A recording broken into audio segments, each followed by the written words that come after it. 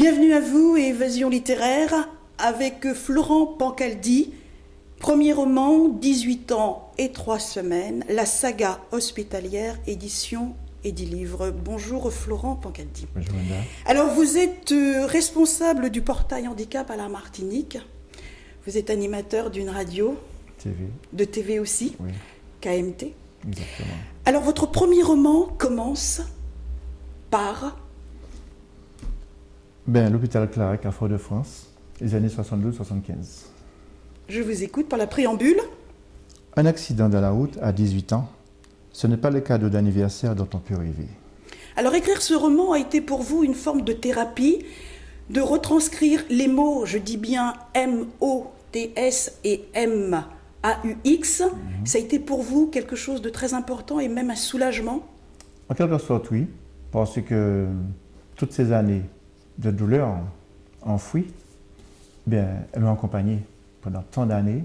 Et écrire ce livre, pour moi, c'est un peu le testament d'une époque. Et il fallait le faire avant de mourir, on va dire. Et donc, je m'étais promis de le faire. Et j'ai pris 20 ans à cogiter. Et depuis 18 mois, petit à petit, ça a vu le jour. Mes souvenirs ont remonté petit à petit à la surface. Et enfin, c'est terminé. Je peux livrer cette histoire que j'ai toujours voulu parce que je me dis que je dois témoigner.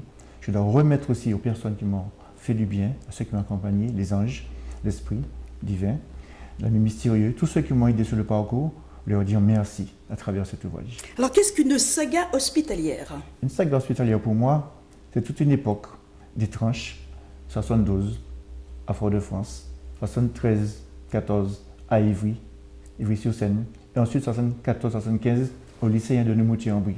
3 époques bien particulières, une progression où chaque fois j'ai fait un grand saut, chaque fois j'ai progressé et chaque fois j'ai avancé et chaque fois la guérison était au bout du chemin.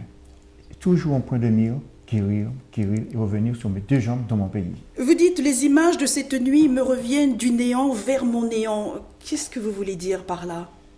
Eh bien, la vie s'était arrêtée. Pour moi, c'était fini. Et dans mon plafond, parce que quand on est à l'hôpital, il y a le plafond qui vous accompagne. J'étais en léthargie. J'ai subi une léthargie, on va dire, pendant 5 jours. J'étais quasiment mort, déconnecté. Et j'ai vu tant de choses. Et j'ai fait un film. Et c'est là que j'ai découvert des choses. C'est là que j'ai été aidé aussi, je dirais, par l'Esprit divin. Il m'a sorti de là, m'a donné la force de me battre. Et donc du néant, je suis sorti de ce néant pour renaître à la vie, pour revenir à la vie, on va dire, une 2e fois. Un long sommeil, un long chemin et revenir.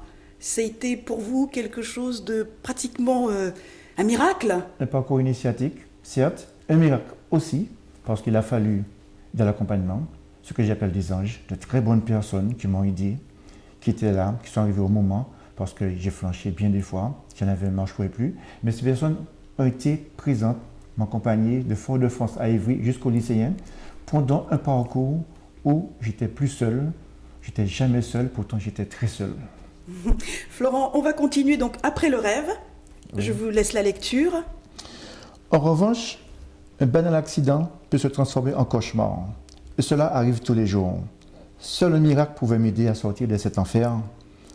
Au contact de personnes extraordinaires et grâce aux nombreuses et riches expériences que j'allais vivre en milieu hospitalier, le désastre annoncé s'est transformé au fil des mois en leçon de vie. Vous, Florent, vous n'aimez pas les hôpitaux, vous n'aimez pas l'hôpital, vous n'aimez pas les piqûres, les seringues, Non. Le plâtre, tache de sang, sarcophage blanc, où est ma jambe? Que devient votre jambe? Disparu justement sous une plaque de plâtre et qui partait en petits morceaux, nécrosé. Je regardais, tout le monde nous regardait, on ne s'en doutait pas.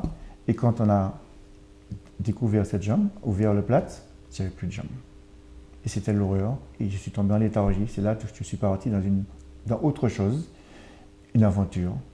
Et j'étais dans un monde parallèle, brusquement, plus l'hôpital, un monde parallèle, comme un cauchemar.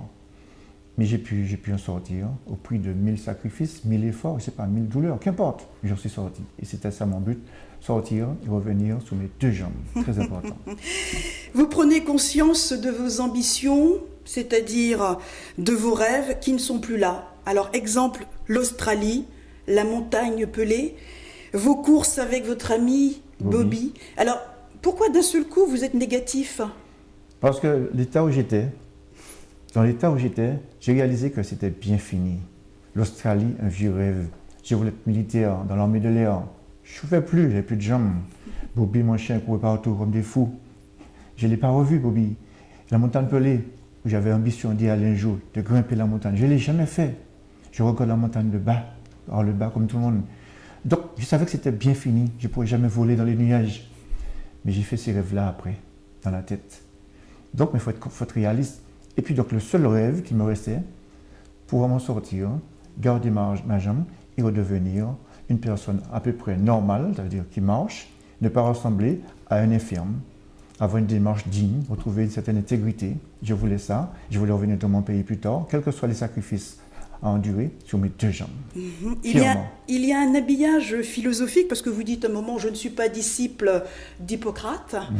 Le religieux, Dieu et l'Immaculée de Conception, ceci vous a aidé à affronter la maladie, à vous construire et à être ce que vous êtes aujourd'hui à côté de moi sur le plateau de OM5 TV. Oui, il y a une parole spirituelle qui s'est imposée, développée sans que j'ai le soupçon de cela. Hein.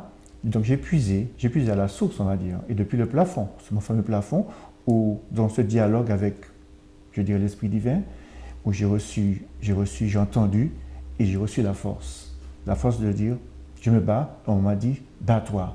C'est ainsi qu'il faut aller de l'avant, que chacun a une croix à porter. Et j'avais ma croix que je portais déjà. Et je me suis battu. Et chaque jour, hein, Oui. Il n'y a pas un jour où je dormais. Tous les jours, un nouveau jour, un nouveau combat pour aller jusqu'au bout. Une lecture, continuez Florent. Mes souvenirs me ramènent au soir du 14 octobre 72 à 23h47. Quand le temps s'est arrêté sur un coup de tonnerre, cette période de mon existence me semblait horrible. Et au regard d'aujourd'hui, c'est désormais l'une des plus belles facettes de ma vie. Votre compréhension devant la médecine, devant la science de l'imagerie, puisque lorsqu'on fait un scanner, on voit l'état de votre jambe, mais vous en voulez à tous ces médecins. Vous êtes négatif. Pourquoi leur en vouloir? Parce que vous dites à un moment donné, ces médecins me plongent dans ce que je veux être, un handicap, dans l'handicap plutôt. Et vous ne voulez pas être considéré comme un handicapé, mais on vous plonge dans cet handicap. Bien malgré moi, hein, ce malheur fait que les médecins, j'en suis devenu méfiant, ça va de soi. Puisque c'est une bavure médicale, c'est une grosse bavure médicale. Je dirais même 3 bavures médicales. Donc c'était énorme cette affaire. Donc j'en suis devenu méfiant. Mais j'ai appris à devoir placer une certaine confiance. Parce que si on ne fait pas confiance aux médecins, on ne s'en sort pas non plus. La propre confiance ne suffit pas. Donc c'était relatif. Et j'ai dû donc aller de l'avant, penser qu'il fallait associer l'image du médecin guérisseur à mon esprit qui devait chaque fois dire on va y aller, ensemble on y arrivera. Et puis j'ai rencontré des gens qui m'ont donné envie de croire aux médecins, en ces gens-là, à nouveau. Là c'est à Ivry, Blondeur, qui m'a donné une force terrible, cette femme. Terrible. C'est vrai. Ah oui, Blondeur. Il m'a dit fais confiance aux médecins. Et j'ai failli pleurer. Et j'étais devant tous ces médecins, la jambe en lambeaux devant eux, qui étaient surpris, les internes et tout. J'ai tremblé, j'avais froid, j'avais peur, j'avais envie de pleurer. Puis elle m'a dit, elle a mis la main sur mon bras, ne t'inquiète pas, le médecin va s'occuper de toi. C'est fort, c'est fort ça. Donc alors aujourd'hui, votre jambe, elle est là. Elle est là. Est-ce qu'on peut employer le mot, elle est morte? À moitié morte. Elle est à moitié morte, donc oui. Vous n'êtes pas en fauteuil roulant, non. grâce à Dieu, vous êtes en canne ou vous marchez. Je marche avec une canne maintenant. Voilà. Avec l'âge, oui, maintenant. Ça fait comme 42 ans, cet accident. Oui. Donc on comprend. Florent, aujourd'hui, vous êtes au service de la jeunesse en Martinique, pour handicap sport, c'est ça? Monsieur le Président, Handisport Martinique, une association pour l'accessibilité des lieux de voirie. Donc je mets en place des événementiels, toujours pour aider la population à s'insérer, à améliorer le cadre de vie, leur permettre d'avoir un mieux-être au quotidien, parce qu'à mon époque, il n'y avait rien, c'était le désert, la préhistoire. Et je me suis investi comme un sacerdoce pour apporter un plus à ce public, parce que je sais ce dont j'ai eu besoin. Oui, mais vous êtes l'exemple même de cet handicap sport pour ces jeunes. Oui, je suis là pour ça d'ailleurs. Oui, c'est bien. Et on force régulièrement, mais porter quelque chose et les amener à croire en eux, les amener à savoir se dépasser, se surpasser, se transcender au quotidien. Où avez-vous écrit le roman? À Fort-de-France, chez moi. Alors, une histoire rapide. On m'a invité dans une école d'infirmière, des étudiantes, 92, pour faire un témoignage. J'ai raconté mon histoire, je suis entré dans ma bulle, j'ai oublié le monde qui était autour. Quand j'ai terminé, je leur ai dit, vous savez, j'ai toujours voulu écrire cette histoire. Beaucoup m'ont dit, monsieur, il faut le faire. Une semaine après, j'ai commencé à écrire. C'était en juin 72. Et qu'est-ce qu'on doit retenir de cette histoire, de ce témoignage que vous portez à travers votre écriture, qui est simple, qui est fluide? C'est une histoire très émouvante, très prenante. C'est vrai qu'on a du mal à arrêter parce qu'il y a un rythme qui fait qu'on veut aller jusqu'à la fin et connaître votre guérison.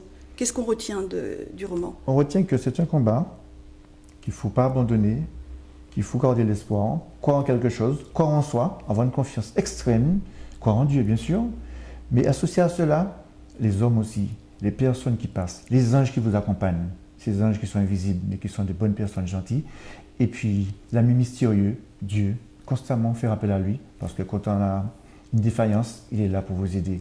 Donc je crois que tout ça formule cet écrit, et c'est une reconnaissance, un témoignage, une reconnaissance pour toutes ces personnes, cette époque, toutes ces personnes qui m'ont soigné. Certaines sont toujours là, d'autres non. Mais leur dire merci, merci, aider ceux qui en ont besoin, qui sont en défaillance aussi, et qui peut-être cherchent des moyens de lutter. C'est ça le livre aussi. Merci Florent Pancaldi, merci d'être venu sur le plateau de Outre-mer 5 pour nous parler et nous présenter votre premier roman, 18 ans et 3 semaines, la saga hospitalière, édition Edilivre. Merci de votre fidélité et à la semaine prochaine. Merci.